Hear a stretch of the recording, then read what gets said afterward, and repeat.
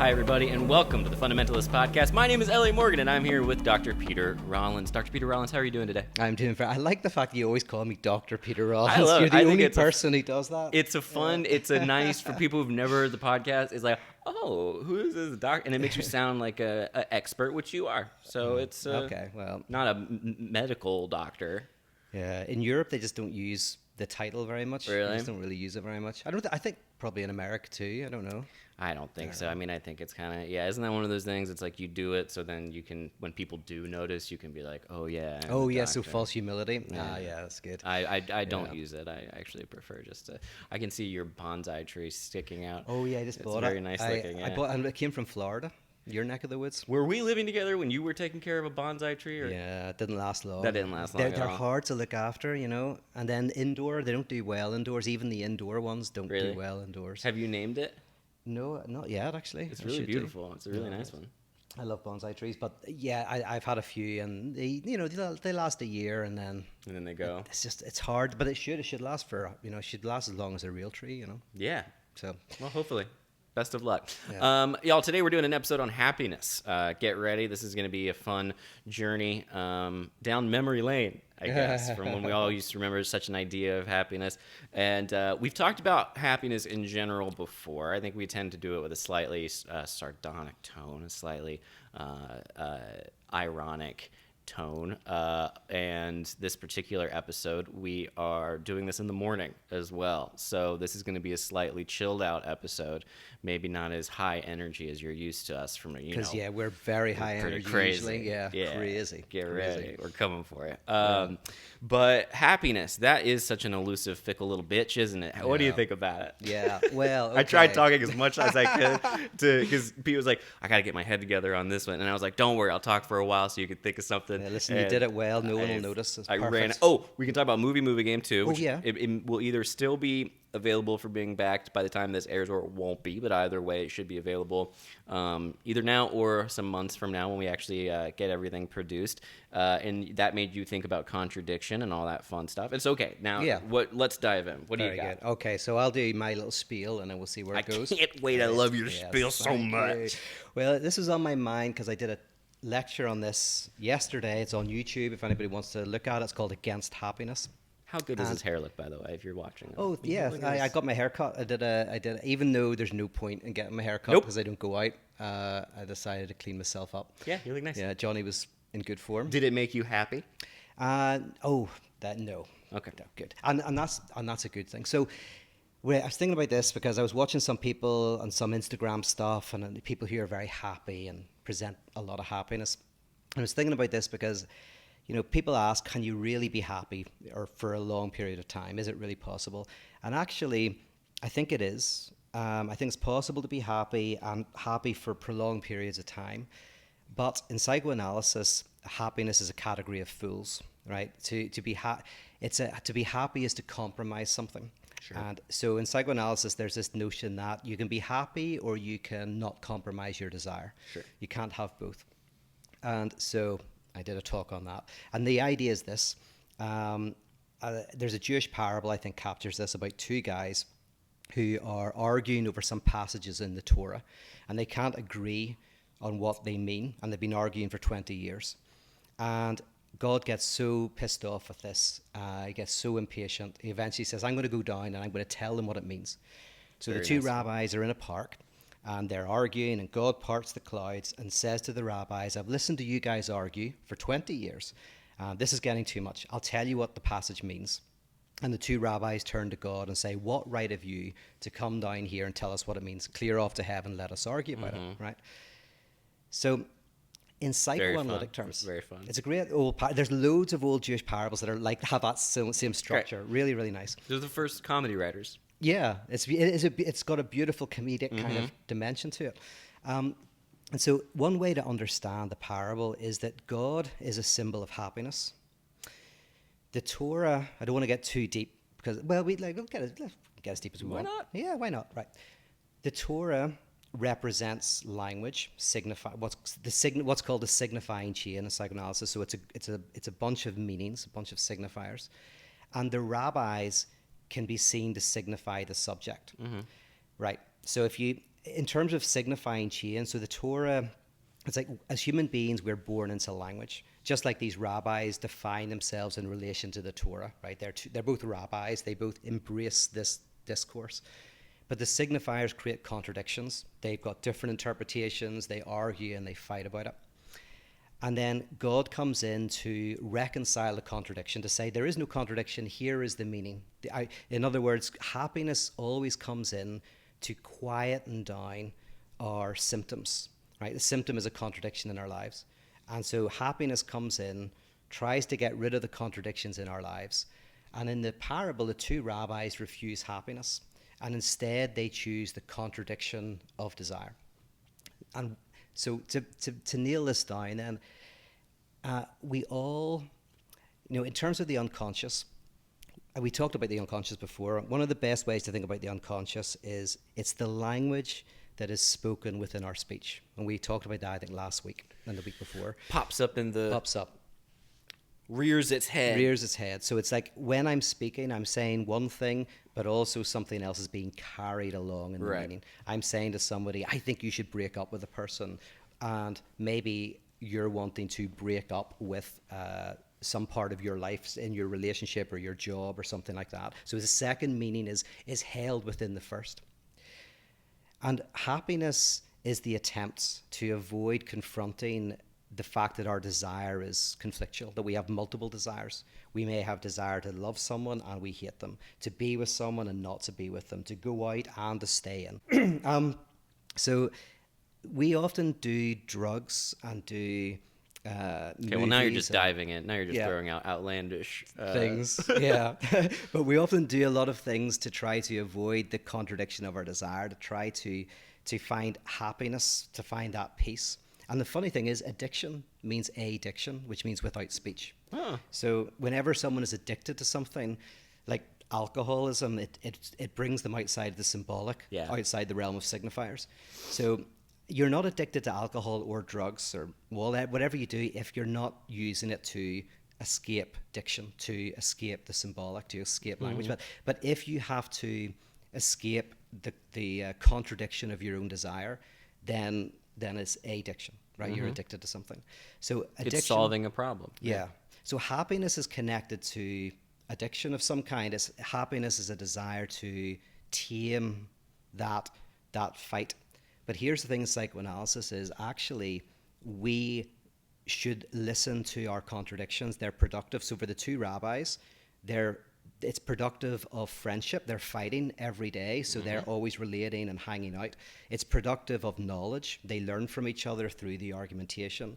And it's productive of vocation because they become better rabbis through the argumentation.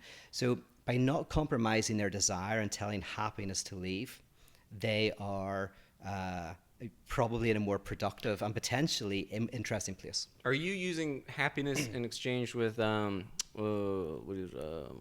satisfaction, kind of synonymously? Like the satisfaction of the heavens opening and God being like, here's the answer.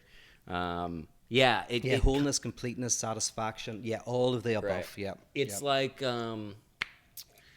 not to just bring up the same point over and over again, but we're all isolated and I just do the same four things basically every day, and I think about the same four things. And one of those is, of course, this UFO problem that we have with these little... They're everywhere. They're everywhere. Mm-hmm. And I fell down a rabbit hole online, and it was someone... Robert Shade's got into UFO stuff, by the way. Really? You know Robert? Yeah. It's in the...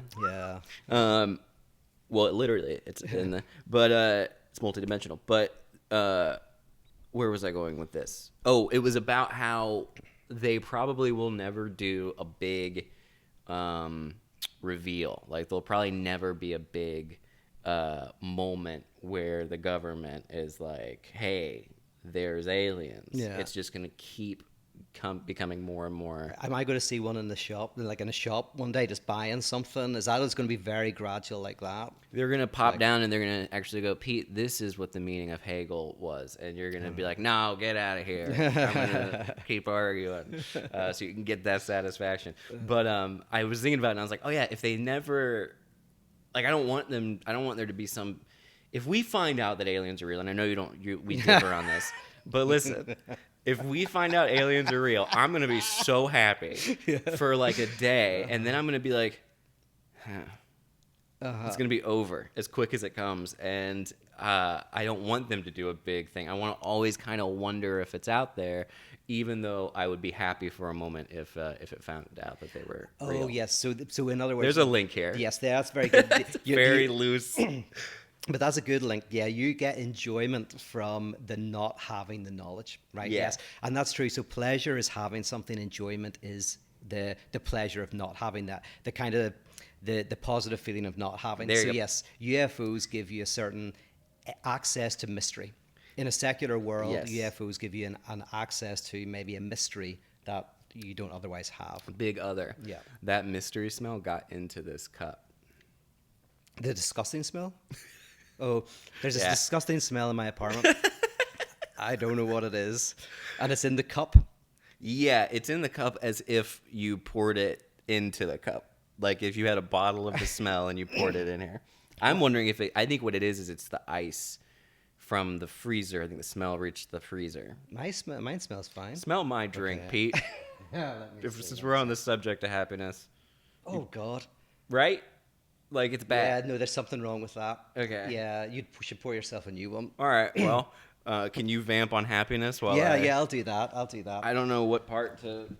Guys, I'll be right back, but it does smell like a literal dumpster in this drink right now. I think it's coming up through the drains. Okay, so where did we stop off? We were talking... Oh, yeah, UFOs and the mystery, the access to the mystery. That, yeah. Let Grandpa get seated here before we dive right back in. Yeah. There we go. We're back, everybody. We're back. Nice.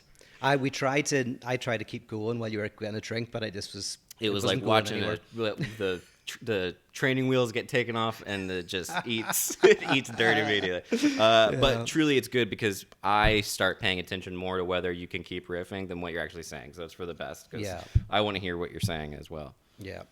But I like what you're saying then about the UFO thing. Is interesting. That's probably part of it. Is like it's access to a type of kind of pleasurable unknowing. Yeah, it adds a little something, And also when you're living in absurd times like this, there's some people I think you can go very internal. You can get very like, I'm doing this and this, and then some people go outer and they look to the heavens and they go, oh my gosh, what next, or what's going to come down and solve all of our problems? You see, and the beautiful UFOs thing, seem to be in the but here's if I like this is what I would like if UFOs exist, if the aliens are visited and they're all hanging out, the best thing that could happen to us, and this is actually very similar to Hegel's notion of Christianity, is that the aliens arrive, they sit down with us, we're all in the same room together, and then they say, okay, like you've been expecting us, we're here, and we just want you to know that we don't have a clue what's going on either. Yeah. That would be ideal, because what happens is we think the big other is undivided, that they have the answer, that they can satisfy our questions.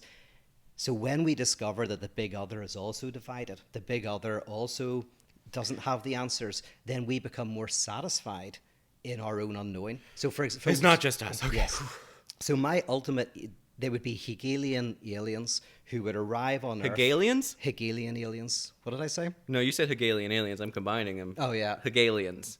Oh, wow, yeah. It's undeniable. It actually works, Hegelians. And they would come down, and their great insight, their great salvatory gift to humanity would be to say, no, all of the universe is in the same divided state as you are. We're all divided creatures. Mm-hmm. So in other words, we have to embrace our contradictory nature. Ah, wonderful. So there you go.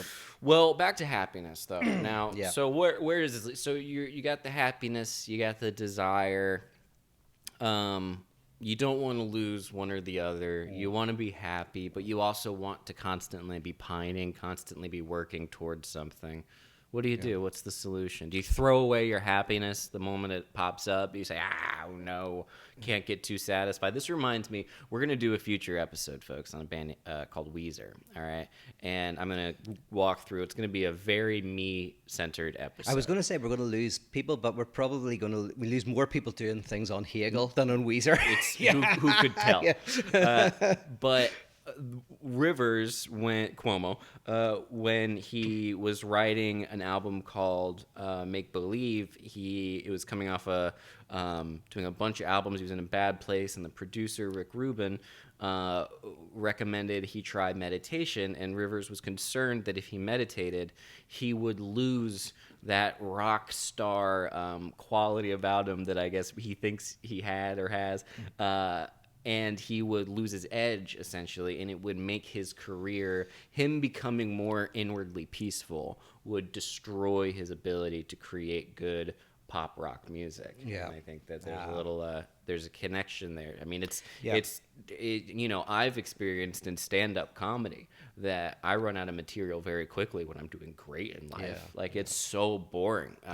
I got some ideas now that I'm working on that I'm pretty excited about if stand-up survives, but it definitely takes a while because it's so much easier to create, at least in my experience, out of a lack than it is to create out of a surplus. Yeah. I mean, Socrates, once someone asked him advice about getting married, this guy, and he says, well, yeah, do. He says, because if your wife is great, you'll be happy, and if she isn't, you'll become a philosopher.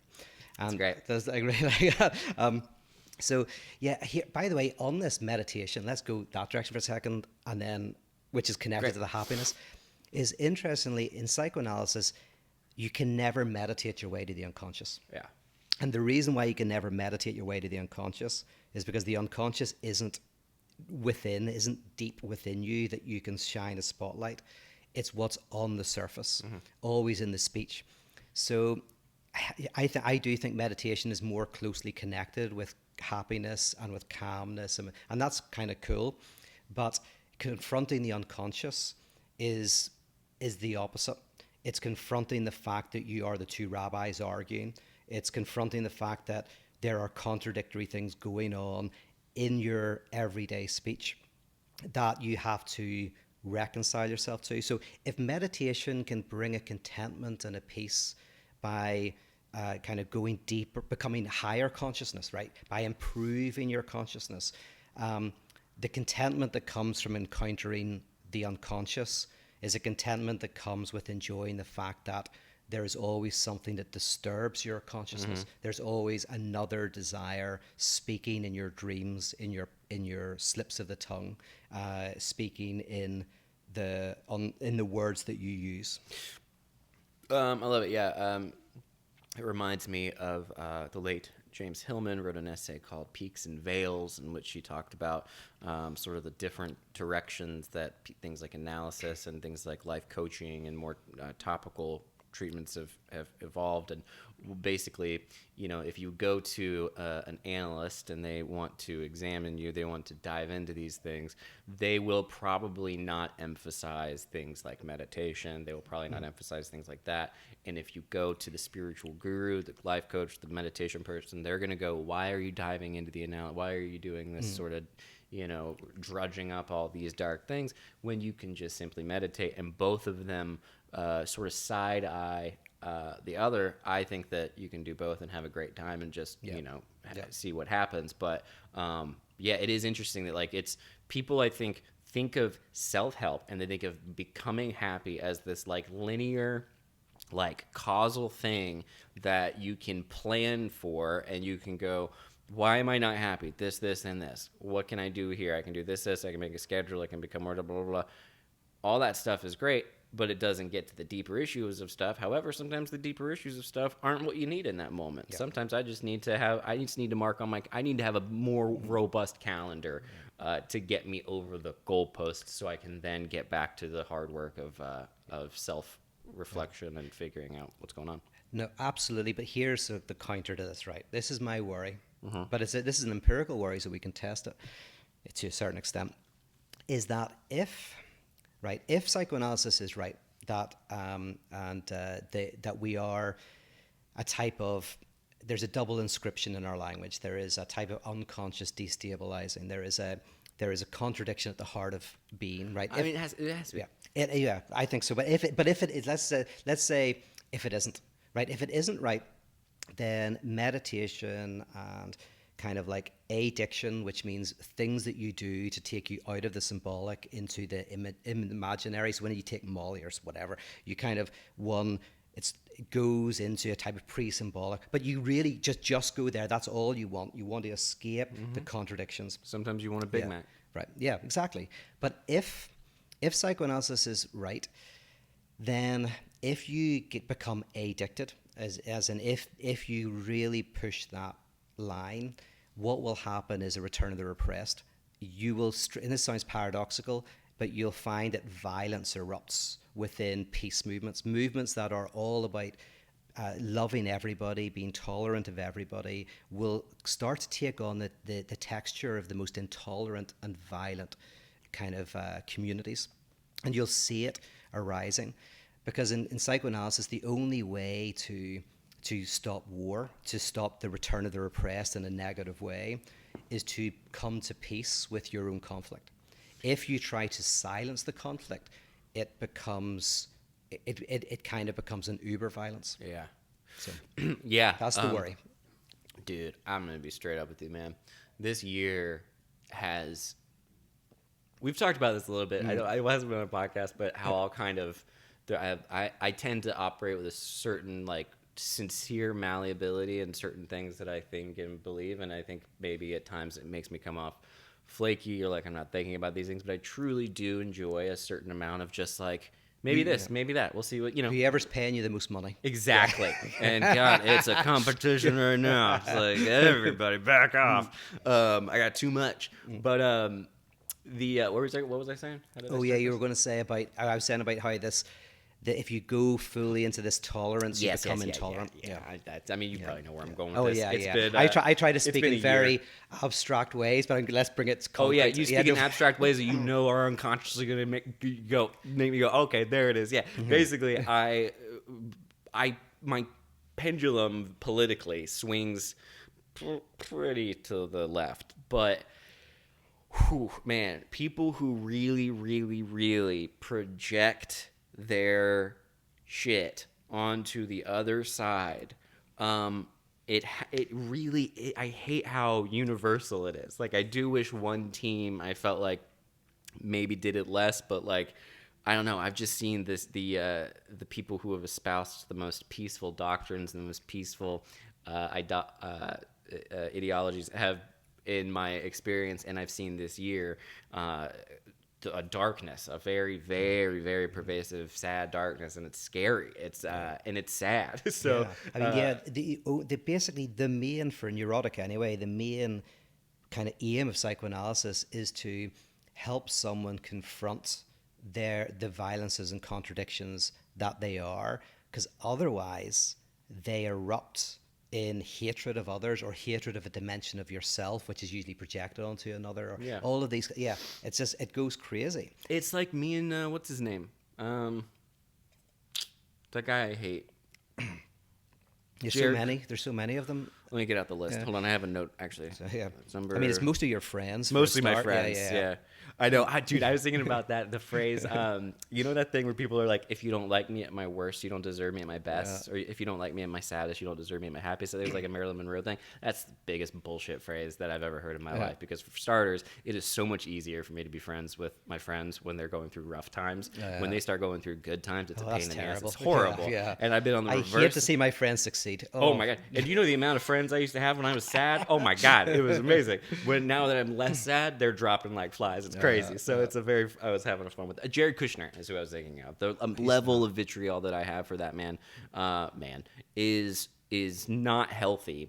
But he's almost like, I almost wonder too if he's almost like a mascot. Like he's just something that I enjoy hating, kind of for fun, because he's like a piece of shit. But I can totally understand too the fact that my hatred of him is based on. Anyway, we've talked about this before. But like the funny thing is, what sometimes people don't realize, although I think most people do, but is that the very basis of fascism, one of the core tenets of the psychology of fascism is what Hegel called the the pure gentle soul, the gentle soul. Perfect soul. The beautiful soul. Beautiful soul. Thank you so much. The beautiful soul, and the beautiful soul is the purity of me or my community, and therefore the impurity is outside. It's balance, it's order, it's the other brings the imbalance, the dirtiness, the virus, the whatever it is. Yeah, and we can get rid of them. We can.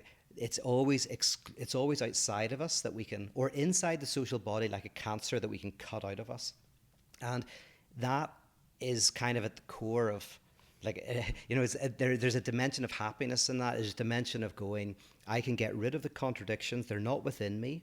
That I can get to my true self, who is without contradiction. I can find that true self through meditation, and and then what happens is you start to think that all of the bad is outside of you, and that is the core of. I mean, if you read Mein Kampf, it's just Hitler is obsessed with that metaphor. It comes up all the time. Really? Yeah. The metaphor of purity, of the social body, with the Jewish figure of the Jew is the figure of the virus. That's kind of like bringing something to the healthy organism. I meant to text you after I'd watched it, but I want you to check out a documentary called Hillbilly on Apple TV.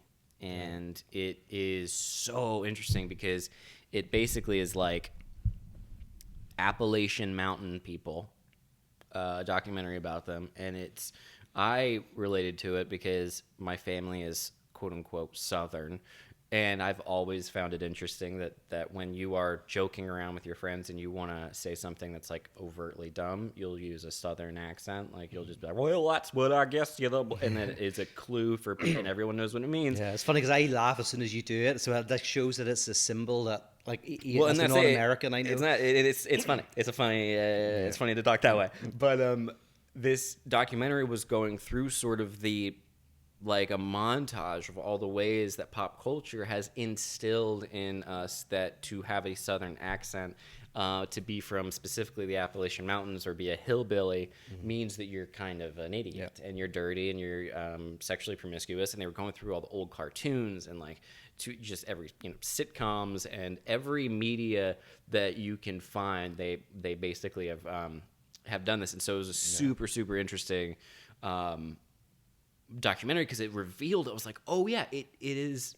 I was like, no one, like we do that. We make fun of the people who are like, don't hurt people's feelings will be the first in line, and will be among them because I don't have a heart, I guess. But like, we'll make fun of people who have Southern accents, and we'll write them off as like being real dumb. And you're like, oh yeah, no wonder these people are just hateful.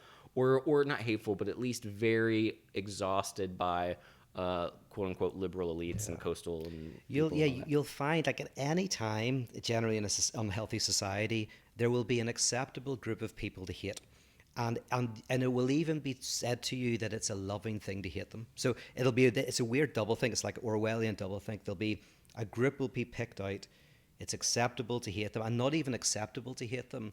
It will be seen as the loving thing to do. It will be the caring thing to do, and it's funny because you can always the last group who had that position of the scapegoat, in the previous generation, you kind of still defend them even though that group might not have that place. And then you attack the current one as being moral, and then the next generation will see that as immoral, but they'll have their group that it's morally right to hate. So basically, I can't wait for it to be people. I can't wait for LA to be like, all right, guys, it's time to stop making fun of people from the South. That's inappropriate. I will. It'll blow my mind if that ever happens, because it seems to be a mainstay. I don't know if it's switching or if it's just the last remaining like pawn on the chessboard to, this is our intellectual. No idea how to play it. We played drafts with it. Absolutely. I watched Queen's Gambit. It didn't learn a thing. Well, was it any good? Well, now we're actually getting into controversial territory. I didn't like it that much. All right. Okay. But I do think it's great. Right. I mean, it didn't sound that good to me, but I saw it. It came up on my Netflix, and I was like, oh, okay, because I like chess. You can see when you watch it why people, I think, really, really like love it. It is good and it's well made. Yeah, I would watch Hillbilly though. Yeah, okay. If you get a chance, because I want to spoil something in the end. And if you all haven't seen it, I do recommend it. But I do want to talk about I'm going to talk about the ending. All right, you guys, if you want to watch it, because keep an eye out for this. I think it is the most fascinating thing. But like, the documentary is made by this Los Angeles girl who was from Kentucky, who grew up in the Appalachian Mountains, and she went to college, and she became, a very loud and proud Hillary supporter, feminist filmmaker who also loved her family and also wanted them to not, come off poorly, and saw that these people have been really ostracized. Like, it's super fascinating. Like, the Appalachians, like, isn't defined on the map. No one really knows what it means. And if they say they are from there, it sort of makes people write them off. It's really, really interesting. And the last scene, though, and I don't even know, dude, if this was like, I want to try to get this out correctly. This girl is talking to her grandma. Now, you know how sometimes you see people on camera and you're like, that's not good. That's a bad one. Okay. I don't get a good impression from this person. Now, this older woman, I got that impression from. I was like, there's something off, or something like a very, very dark thing in this person, very deep-seated little thing. My own projection aside, I was like, it caught me off. I was like, I don't know about this. This person seems almost like a dick. You would describe him almost as a dick. Little old lady. The end of it, it was like, I don't even know if the filmmaker knew what she had when she put it out, because I don't know that she would, but it came off as though the filmmaker, the girl, I don't know how to describe this exactly. She was so nice to her. And she kept using really, really big words, like really fancy, I would say fancy kind of psychobabble almost. Kind of like how we talk. But like, she'd used it, on this old lady, and she is talking to her, and she goes, they're going through pictures, and she's like, yeah, so you never got to leave town, huh? You never got to leave town? No, I never got to leave. Oh, yeah. Okay, so in a way, it's like my mom had me, and like, it's like I'm living your dream, because I'm traveling and doing like filmmaking. And she was like, oh yeah, I guess so. But something in it came off like one of the meanest. It seemed like she was just making this poor woman, who I didn't like from the get-go. But I was like, this girl just pulled out a conversational like Uzi. And was just like, yeah, and it was just like, look at how happy I am, and you're not happy because you're stuck in this town, and you're gonna forever be stuck in this town. And it came off like an unconscious attack of this woman, and I don't think she intended for it to. But it's super interesting if you get a chance to check it out. And and by and large, it's a very good documentary. Yeah. But that one last moment, I was like, there's too much. There's almost like a vengeance happening here, where it's like she's just articulating point by point, like, wow, you must just be miserable. It must be so cool for you to know that I got to like leave. And I was like, oh, this comes off so like, yeah, sounds awful. Well, this is a good anecdote to anybody, or not anecdote, but antidote.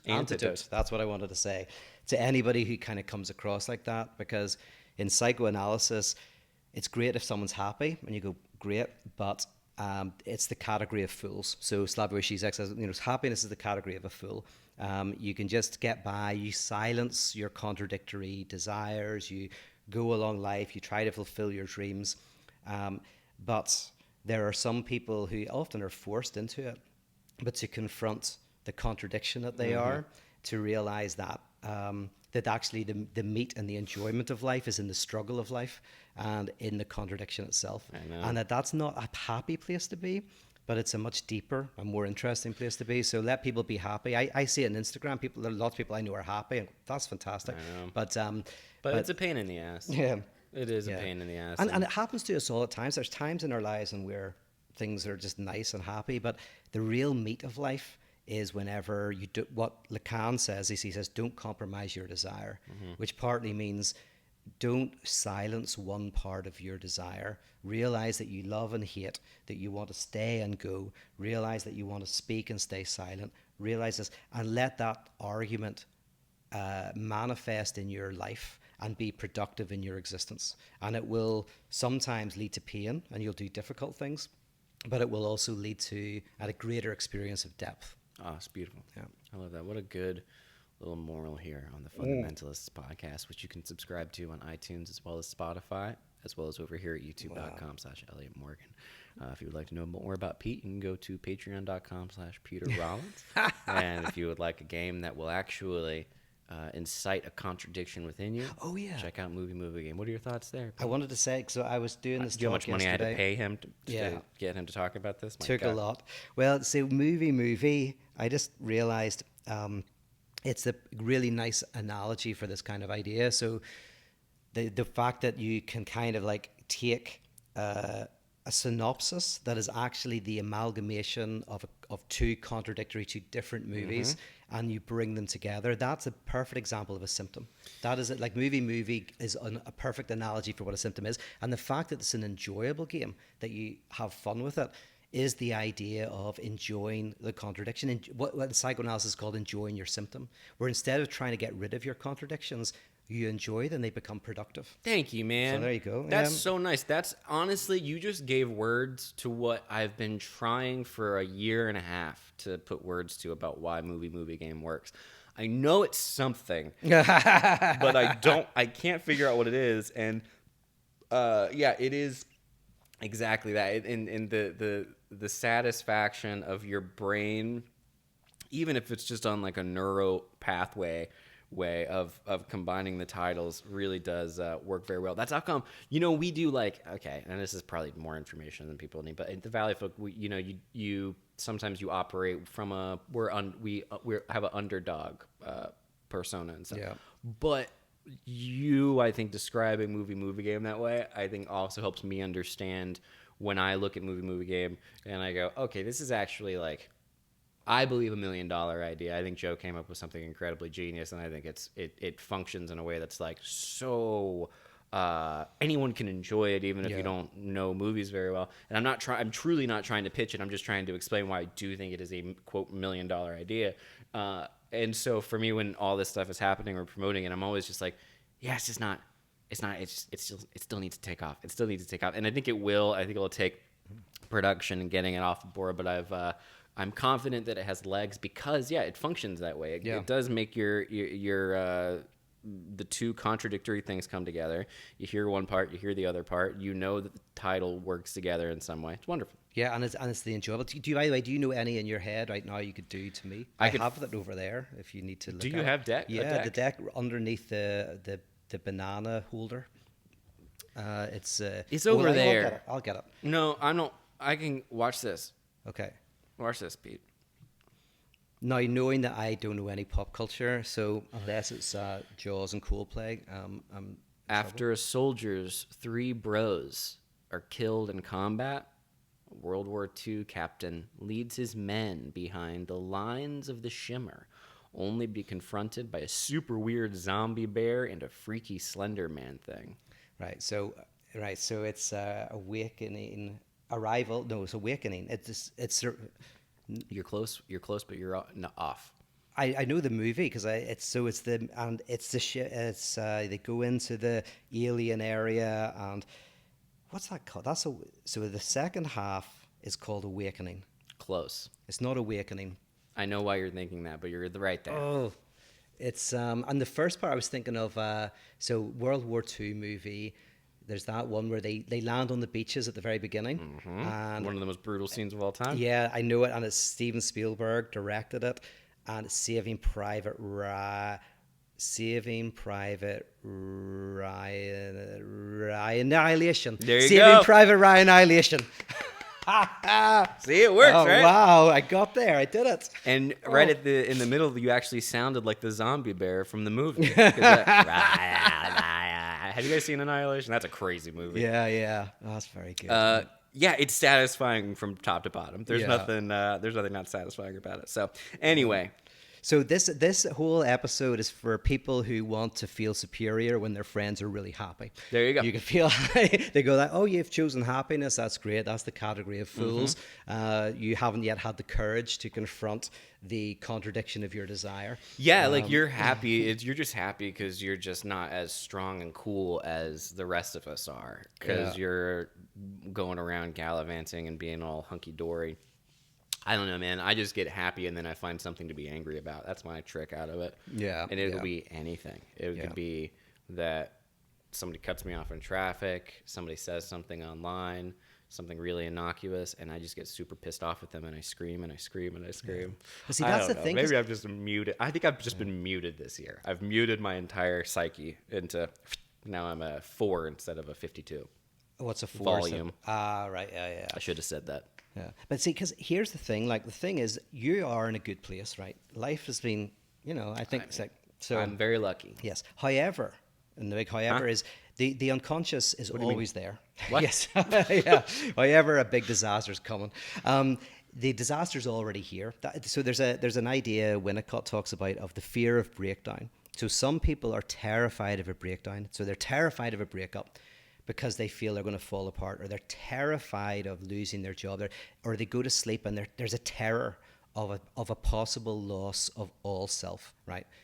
So this is called, fear of breakdown. If I don't have this, I am nothing. Yes. Therefore, I am all this, and this is all there is. No, or something's coming. Yes, something's coming. Yes. That's going to be disaster. Well, yeah. But Winnicott, in a really interesting article, talks about how actually the fear of the trauma that's to come is the fear of a trauma that has already happened. But you just haven't subjectivized it. So actually, when people are terrified of a breakdown, what you discover when you talk to them is it's actually the breakdown has already happened, maybe when they were very young, but they weren't able to put it into language. They weren't able to work it through. And so they're afraid of an apocalypse that has already occurred. And that is a good analogy for kind of the unconscious. Like, it's not like some disaster is going to happen, but there's disaster is already interweaved with our lives. So the unconscious is always speaking. In psychoanalysis, the notion is even when you're at your happiest, there are contradictory desires. Even when things are all going well, there is some dimension that is speaking in an opposed way. And the point is to always be sensitive to that. And you're exploring, obviously, and studying now, like analytic theory and depth psychology. But also in an effort to give structure. Yes. Like in recognizing, I don't even know if I recognize it consciously, but there was definitely a part of me that was like, I need something to tether to a little bit because things get a little chaotic. But but like when you're looking at someone like Jung, like early Jung, and I think probably later Jung, but it has that analytic notion of there is always this other that speaks, and man is an enigma to himself. Yes, absolutely, and you can't get rid of that other voice. You just have to make space for it. Yeah. And that's the key, is am I making space for this other that speaks? The other's desire that's within me. The other's desire might be my mother's desire, my father's desire, my whatever other desires that I've internalized that are in me. They're mine, but they're not mine. Yeah. So yeah, it's amazing the schizophrenic nature that we all kind of just have, and we just don't talk about it. Yeah. It's like we're all like, where is the kid? I mean, that's kind of the moral of most of this stuff, right? We're not the captains of our own ship all the time. Yeah. I think that's a cool thing to think about, but it is trips you up every once in a while. It also can, I think, become in and of itself a cop-out. If you start just going, this is just an unconscious this and unconscious that, I think the unconscious can become its own sort of... it becomes the escape from just everyday life and not engaging fully with what's going on around you. You know, by the way, why this is very Christmassy, this episode? Because Christmas is not about happiness, it's about contradiction. The whole metaphor of Christmas is the God Santa. Infant. What's that? Santa. And the elves, and it's impossible for them to go around the world that quick. Yes, because how can it happen? No, is the monstrous notion of the infinite and the finite, the temporal and the eternal, clashing in the fleshly frame of an infant. Christmas is straight up the dopest holiday in the world, and the idea of the birth of Christ to this day is one of the coolest things in the world. That it was done in a barn surrounded by poo or cave, whatever. And it was symbolic of God becoming man and walking among us. I don't know. I just think it's the coolest thing, and it's such a beautiful story that there's nothing in me that at this point I'm just like, all right, I guess I just love Christmas, and there's nothing we can do about it. No, but you're right. It is contradiction, and it is important, and it also shaped who we are, whether or not you ascribe to it literally or metaphorically or whatever. We were born into a world created by a belief system that was built on this idea of a little baby in a manger, and I think that's very cool. But for Hegel, he liked the metaphor because he said it is absurd, and Kierkegaard as well. He said it is absurd. And there's a truth to it, and it was Freud who helps us understand what that is, which is that contradiction is absurd, but it's not impossible. A contradiction is part of reality. We see it in physics with wave particle duality, mathematics with incompleteness theorem, biology with evolution, But we see contradiction as inherent to reality, and what better image of that than the monstrous image of the God infant? It's wonderful. Yeah. I mean, it's all beautiful. It's fantastic. It also, the apologist thing, I did do a short paper on Christian apologetics. Did you? It was very fun. Yeah. Oh, wow. It was about the sort of the, scientific revolution happened, and then there's this people who, obviously apologetics have been around for a very long time, but I think it was done slightly differently before the scientific revolution, and then in an effort to be as rational as possible, Christian apologetics, I think, robs Christianity of the contradiction and the mystery. That's precisely why I said that you're hitting the nail on the head. Is that interesting? Apologetics is inherently connected to the exclusion or the evacuation of contradiction. So whenever you look at it, it's very much about trying to render religion non-absurd. Exactly. Which is what Kierkegaard rejected. Imagine a world in which your religion that you think sends you to an eternal heaven makes sense. That's crazy. Yeah. That's but a that's nuts happiness. thing. It's the reduction of religion as a confrontation with the contradiction to happiness, to religion as happiness, which is you can go to a place of perfect peace where all contradiction is gone, a place of addiction without being part of the symbolic. Yeah, I mean, what more proof do you need than if it had any effect on our religious impulses? Wouldn't every Christian be a Christian apologist? Wouldn't every devoted Christian know through and through everything that the apologetics say? And the fact that they don't almost makes you wonder if they're no, we don't even want to know any of that stuff. We want to hold something in them, wants to hold that contradiction without it being explained through some loopy logic. And Nietzsche, the reason why Nietzsche thought Christianity and alcoholism were the same is because he saw confessional Christianity as ultimately an attempt to reject this contradictory dimension. And he's right, that's what it is in its confessional existing form. But yeah, it's just like alcoholism. It's you kind of want to try and get rid of that contradiction. But if psychoanalysis is right, then we are the two rabbis, and we need to just accept that part of ourselves. And if we don't, we'll become violent. We'll destroy ourselves. And last week we talked about that paradox of aliens and why it seems like there's not at least as much life in the universe as we'd expect. And one of them is potentially because when we become creatures of language, we become creatures of contradiction, and creatures of contradiction tend to self-destruct. I don't know. Unless we come to terms with it. I don't think so. Yeah. But if that doesn't mean no one lasts, then there must be something out there. I think language came about as a result of evolution, Pete. I love that. I hope every episode for the next couple months is just me trying to defend the idea of aliens in some way. It really mad. I'm gonna get. I still have to watch that. I'm gonna shit on apologetics and then be I'll tell you why aliens are 100% rationally real. I mean, it's definitely like, yeah, it's definitely possible. It's just, what's the show called? Do you want me to watch The Phenomenon? The Phenomenon. What are you doing? Yeah, you gotta watch it. Well, you got any takeaways? Let's see. Takeaways. Happiness, desire. I think everyone should try a little bit of analysis, a little bit of psychoanalysis. Do something that is at least someone who acknowledges the power of the unconscious. That seems like a good idea at some point. Yeah. Because it does seem like, I don't know, batten down the hatches a little bit. And I don't know that I necessarily think there's some big apocalypse coming, but, take care of yourself, I think. And also, I would say, we might not be living in the worst time to focus on being happy rather than focusing on yourself. Yep. All right. Okay. We're going to have a lot. There's a lot going on, so I say grab the happiness where you can. But that's all just fluff. But this is why we're good together, because I think you're a little bit more sympathetic to happiness than I am. I am. And that's okay.